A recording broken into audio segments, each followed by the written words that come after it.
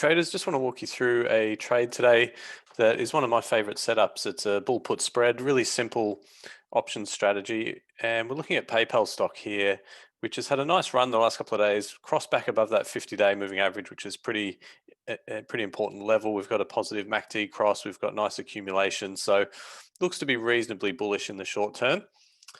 So the strategy is selling a bull put spread where we sell the 200 strike put and buy the 195 put going out to December, so about 22 days. And you can see here generating about $160 in premium with about 340 at risk.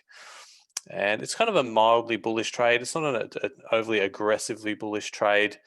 You can see the T+0 line here. We've got positive delta of 9, so it's roughly equivalent to owning 9 shares of PayPal at this point in time. And the trade's going to do well if the stock rallies up, and can also do okay if it declines, but as long as it doesn't decline by too much. And with this, in terms of a stop loss on a trade like this, I'd probably stick to the short strike of about 200.